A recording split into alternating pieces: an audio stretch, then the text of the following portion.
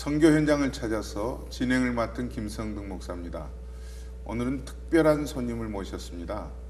우리 2세로서 선교 현장에 뛰어다니면서 하이티와 그리고 일본 등등 선교지에서 어려운 일 만날 때마다 하나님의 일을 열심히 하고 계시는 토마스김 선교사님, 오늘 이 자리에 모셨습니다.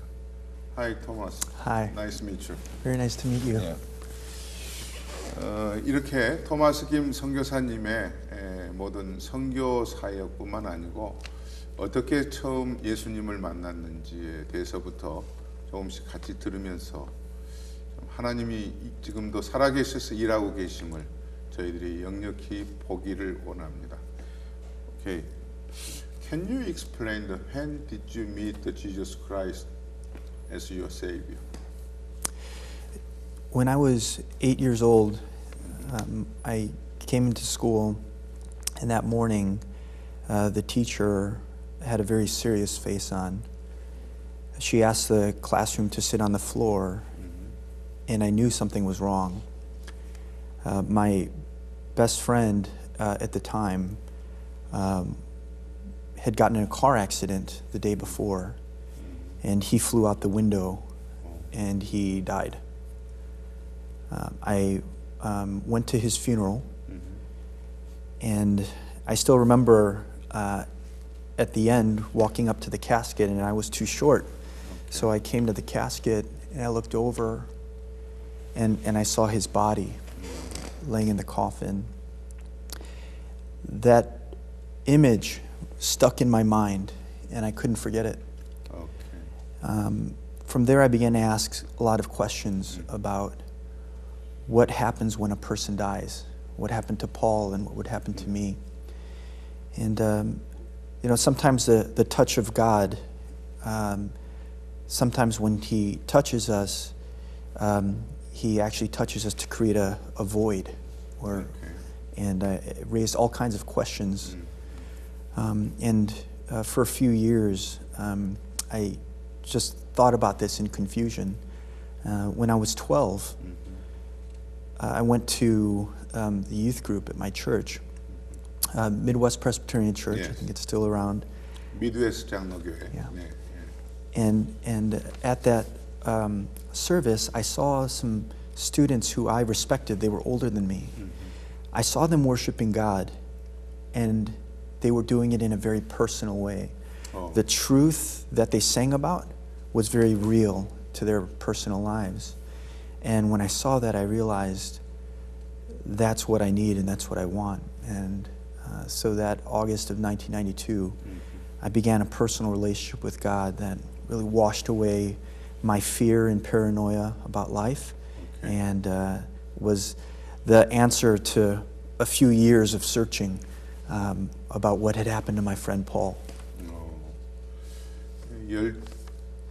12살 이후부터 미드웨스트 장로교에서 예수님을 개인적인 구주로 믿고 난 이후에 계속해서 이제 하나님의 은혜로 신앙이 성장하게 된 토마스의 어린 시절의 얘기를 잠깐 들었습니다. Now, so when you began to the God's work for the mission field. I think it really started officially when I became a Christian. Okay. I think for all of us, the moment that we come to know Jesus, we are called into full-time missions. Okay. So when I was 12, that's really where my life of being a fisher of men started. Still, you are in the school now. That time. At that time. Oh yeah. I was in school. There's no age that's too young. And so at that moment. So you read the Bible and you learned the Bible studies? I did. So both at my church and at home, my older brother taught me how to read the Bible by myself. And I still remember he told me, whenever you study the Bible or read it, you should write. So I got a notebook And then he also told me you should start in Matthew. Okay.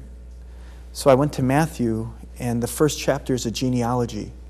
Yes. So I don't know what I'm supposed to write down. So I just copied the whole genealogy. I wrote it down in my notebook. I still have it. But I started to study the Bible as a kid, and I realized the way that Jesus had saved me and changed me. Okay. I wanted that for my friends. And so I I had no training, I had no education, but I just started to tell them about my life change and my transformation. Okay. And they all noticed too at the same time. So ministry really, for me, it began there, but it continued into other vocational means of ministry. I was a pastor at Calvary Presbyterian Church Yes. for 5 years. And I'm And sorry. you just moved to the Calvary. How So old is it? in 2002, 2002. I went to Calvary to In join high their school staff. or the grade after? This was after graduating college, so I had okay. been working, and I was For the youth. for the youth, correct. Okay. So I was working with junior high, mainly junior high and high school students, Okay. which was it was important to me because that's when I became a Christian. Oh, So I okay. enjoyed working with that age. After being there 5 years, I went to Harvest Bible Chapel, Okay. which is a large American church here in Chicago. And I served there for a number of years. It was at that time that I got very involved in Haiti and Japan after the Okay. disasters there. And I think we're going to talk more about that. And nowadays, some friends and I have moved into the city, into the inner city of Chicago, and we're starting a house church for the unchurched in downtown Chicago. Did you know the Rich Gong? I do know Rich Cone. You yeah, with know the the Rich Gong? with the ninth hour. Yeah. I believe, yeah. Ninth hour of the Yeah, church. I do know Rich. Yeah. Yeah. So it's funny when I was doing youth ministry at Calvary, Rich was doing youth ministry in Hebron. Yeah. And we would do things together as well. Oh, and okay. so we were both there, and then now God has led both of us to the city, and so we're doing ministry, similar types of ministry Okay. in the city. So, do you like any youth, like junior high or the high school people? They are a lot of have energy, and then they don't want to just learn the Bible. So, how do you teach them? That's With the basketball or? well, first I think that's a good problem. Uh-huh. When I think about how Jesus did discipleship, it's interesting. He never told anybody, meet me on Tuesday night at 8 p.m. at this mountain every week, and I'm going to teach you the Bible. Oh, okay. Right? He didn't do that. But his approach was, I am going to go and do ministry. Come and follow me Okay. and do it with me. Oh, So I'm going to heal people. I'm going to teach people. I'm going to feed people. I'm going to talk to people. And just come and do it with me. Sometimes you might be watching, sometimes you might be doing, but come with me. And in that process, we learn. I think a lot of church today is face-to-face ministry. Someone sits and they face you and you teach them. But so much of Jesus' ministry, even though it included face-to-face, it was side by side. Let's do it together. okay. And so I find that to be a good problem. When people have too much energy, they can't sit for a long Yeah, time. yeah. I think that's a good thing. So we have to go do some things together. 그래서 같이 먹고 또 같이 따라오면 같이 또 가르치고 Yeah. 같이 또 운동도 하고. And then serving the neighborhood, right? Okay. I think that's important, that together we are a blessing to the people? neighborhood. poor people, rich people, Any- anybody, Christian, non-Christian, we Okay. just serve people and do that together. I How think, do you approach the neighbor? well, we do a few things. We'll go out to, in my neighborhood, there are a lot of homeless people. Okay. Underneath all of the bridges, Okay. people come out late at night and they sleep there. Oh. And many of those people, they come out at night because they're not allowed to be there. So we know where all those people are. So we'll go around and we'll feed them. Okay. We'll provide some clothes. This past winter, we were handing out blankets because it was very cold out. Provide some basic medical care. Some of them are very sick too. Yeah. And because they're undocumented in this country, Yes. they're scared to go to the hospital and get help. And then we'll pray for them as well. In downtown area. Yeah, Yes. yeah. Okay. So the neighborhood that I'm doing ministry is called Pilsen, Mm-hmm. and it's a largely Hispanic community. Okay. Yes. So that's one of the ways. Other things that we'll do is we'll just invite people over Okay. and have them over. Last night we had some friends over. These are not churched people. Mm-hmm. So the idea was to come and have a spiritual discussion and help them in their spiritual journey. Okay. So we'll invite non-Christians to have those kind of talks as well. At the time, you have a job and then you work together in during the night, Yeah. and then Yeah. and then during the day you work your side. Yeah, yeah. So remember earlier you were describing some of those young people who have too much energy, right? And they Yes. just can't sit. That's probably me too. Right? So yeah, I'm bivocational, and by that I mean professionally I work in business, and I advise startup companies, and I also invest in startup Okay. companies. So these are new businesses. They have a great idea, and they're trying to build a new company. I enjoy working with those companies and helping them to grow. And then at the same time, my community is starting a house church in our neighborhood and serving it. So we do the two together. And part of the reason, a lot of people ask me, why do you do that? Why do you do both? Well, I actually think that many people, that's what they're called to do. They work professionally, but they also serve the Lord. Okay. And so I try to do both of those together. Okay. So next step, tell us about the Haiti. When you get there first time, and how it changed now. In January 2010, the earthquake in Haiti hit. Yeah. Harvest Bible Chapel had ended up raising what would become a total of $3 million. Okay. And at the time, we were very excited about all of that money that had come in, but we didn't know what to do.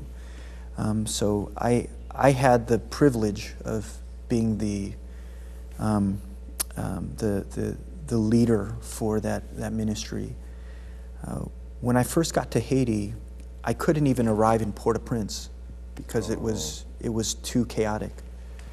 So I took a small airplane from the Bahamas Okay. to the southern part of Haiti in a town called Jacmel. I landed there, and I had to work my way into Port-au-Prince. When I got there the first time, the best word to describe everything was chaos. Chaos. Yes. And that level of chaos, I don't think any of us have experienced in our lives. People talk about the financial crisis in 2008 being chaos. That was not chaos compared to this, right? Yeah. People lost their home, they lost their jobs, they lost their family members. Yes. And if that was all they lost, that would be a lot. But maybe the bigger thing, they lost social order. So our first trip there, we actually have video footage. We're doing an interview, and you hear a gunshot. Okay. Okay. We turned the camera, and there was a boy dead on the ground with blood coming out of his head. Okay. It was that kind of chaos. And no police, Who shot? we don't know. You don't know. And no police came for hours, Oh. right? Because there was no police at that point. It was too chaotic. So that's the chaos. Yeah. That was the low point where the country was rebuilding from. A lot's happened in Haiti, and as much as the news talks about the lack of progress, there's also been a lot of progress. Many of the roads have been restored, and many of the key buildings have been rebuilt. The actual way of life and working and jobs, things are back. Schools are functioning. So there's a lot of that. And the other thing that you start to see in Haiti is the rebuilding of the system. Okay. Not just the structures, but the system itself, and rethinking the way that they organize their government. Those things are being rebuilt as well. What we got to be a part of, we focused on two main things. The first was grief counseling. Mm-hmm. So many people want to hand out a meal, Okay. but nobody wants to ask a question, how are you doing? Oh, nobody. Right. So that was where we felt the church could be of value. So we trained over 1,000 pastors in grief counseling. And then we also did a lot of reconstruction in Haiti. Okay. So, what did God work for you met them and then you counseling, and then what did this speak to you? Yeah. That's the important thing. Yeah. I remember the first meeting I had with 5 pastors. Okay. And while we were sitting in a circle like this, as I was talking, I heard a loud noise, boom. Mm-hmm. And I was confused. What happened? It was an aftershock. Okay. And when I looked up, no one was sitting with me. All the pastors ran. Okay. And it was at that time I realized 이렇게 도망가는 거죠. I realized the depth of the fear. Oh, okay. And then at that point, I felt so overwhelmed. Can the gospel, can Jesus Christ even heal this much destruction and pain? Okay. And at that moment, they came back, and I began to pray for them. Much to my surprise, as I prayed, they were being strengthened and encouraged, and I could sense it. And God was affirming me, yes, my gospel, yes, I can restore even the worst destruction. And that's what my life, my death, my resurrection accomplished. And that was the biggest lesson I took away, is seeing the power of God in the lowest moment help somebody to be lifted up out of that. Okay. What did you learn the lesson from God in Haiti? Yeah, that was probably the biggest lesson that I took away, is that God is able to lift us up out of even the worst disasters and calamities. Okay. Other things that I've learned was I think when I was in Haiti, I saw some of the lowest lows, but I also saw some of the highest highs. Oh. And I saw that in some of those moments where there's so much pain, God really uses people I know, yes. in some of the greatest ways to help people come out of pain. I would see people run into a building to save someone and risk their own lives to help someone else. And some of those times. changed. Oh yeah, you see people and they're what I believe is the image of God on their lives, right? There is a sense of kindness and goodness still in people, and you saw that come out in very extreme ways. Okay. So he showed me that. He also showed me the importance of the local church. And the local church, I believe, is the hope of the world, the local church. Okay. And the local church in Haiti really became a beacon of light for people to gather around and come and receive strength. After the earthquake, even just a few days after, sometimes you would hear music playing. There are Christians getting together and they're singing songs, you know. And you saw the power, right, of these local churches, Yes. and the hope that they believed in. Okay. Next. What makes you go to Japan? What did you do? 1 year after the earthquake in Haiti, it was 14 months after the earthquake hit in Japan. I think 2012? It would have been 2011. 11. Yeah. So in 2011, the earthquake hit in the Pacific. It was 8.9. It triggered a tsunami. It was a triple layered disaster. It triggered the tsunami, and the tsunami triggered a nuclear crisis. Yes. At the time, we were very busy in Haiti.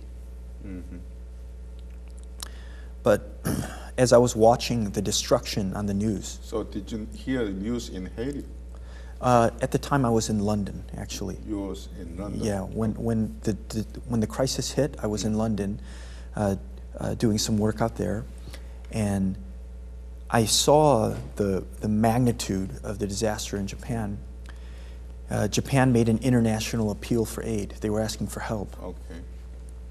And I spoke to someone on the phone who was in Japan. Oh. And I asked, how are things? And I learned about the area.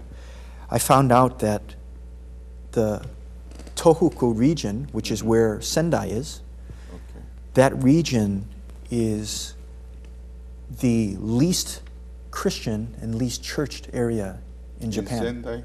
Yeah, Okay. in Japan. In Japan. So that region had a few churches, and these churches really needed help, Oh. especially because they were so small and under-resourced. So our board prayed about it, and we decided to get involved and help these churches. So 1 week after the tsunami in Japan, I was on a flight over and on my way there to find some churches and to help them. Okay. So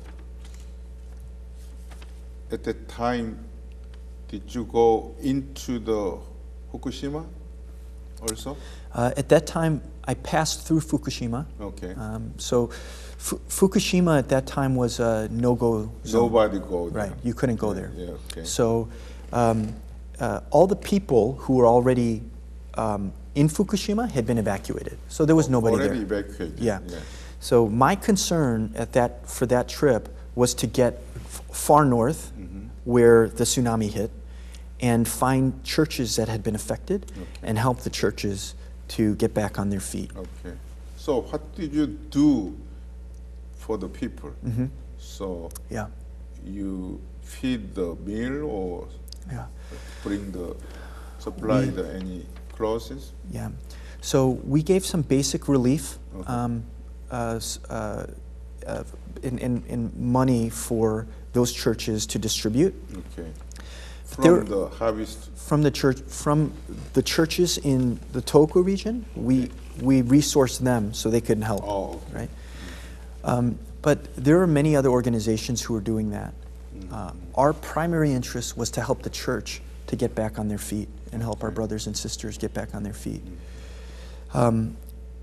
After the situation settled a little and people were safe, and they were well fed, and they had a roof over their heads. That's really where Churches Helping Churches became more active.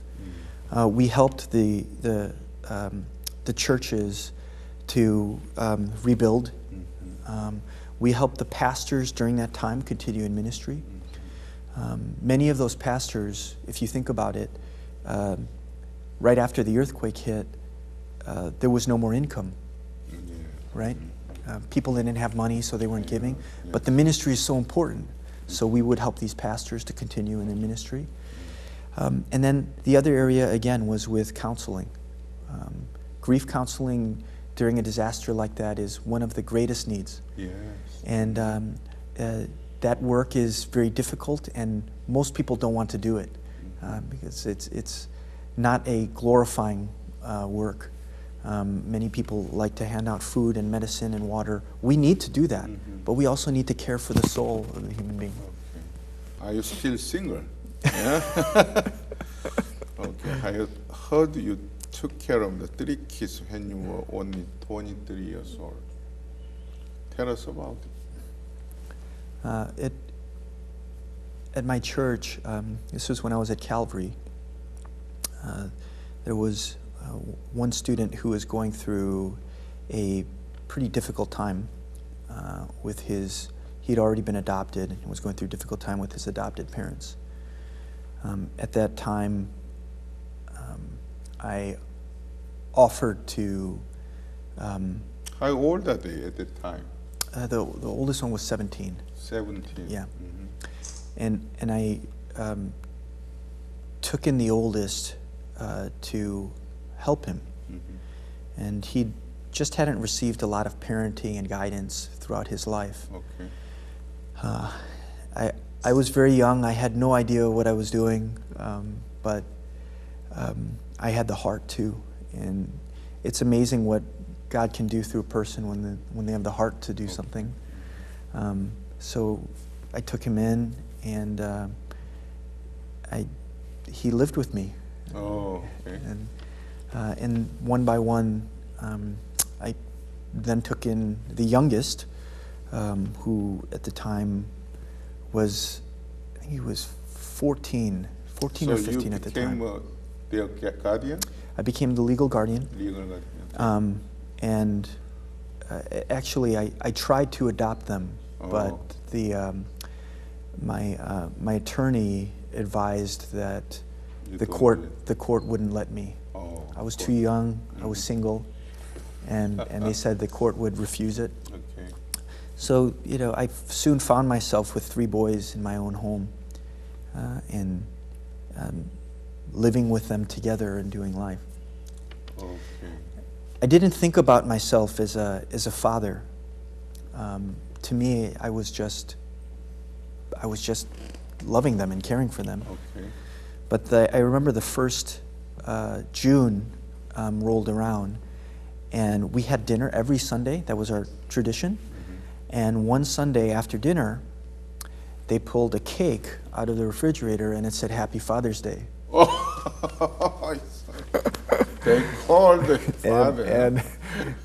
And that's when I realized, oh, that's what this is, huh? Yeah. How did you feel like that? It was, to be honest, during that time, I was,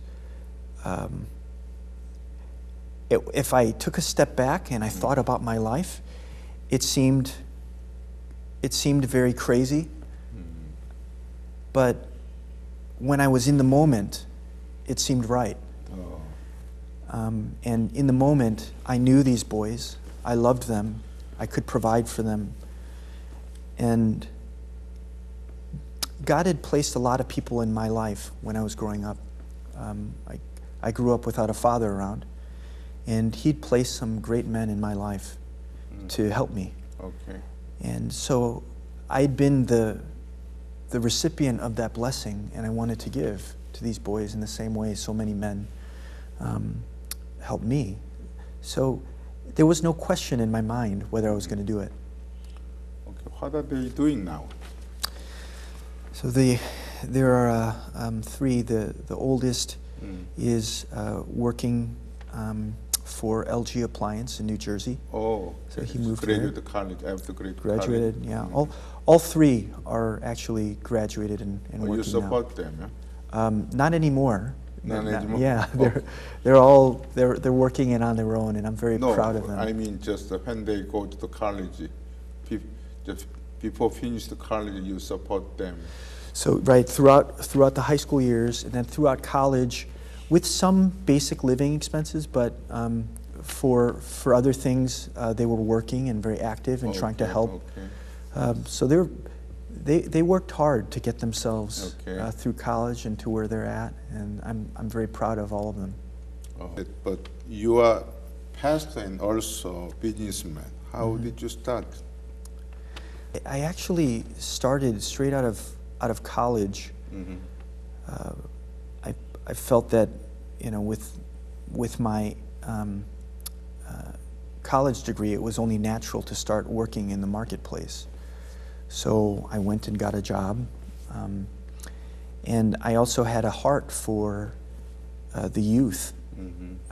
That's when I became a Christian. So I started to do ministry at my church with the youth, and I was just doing both at the same time. And for a while, I always felt like, God, why do I have to do both? Just let me do one, and let me focus, and let me concentrate on doing one or the other.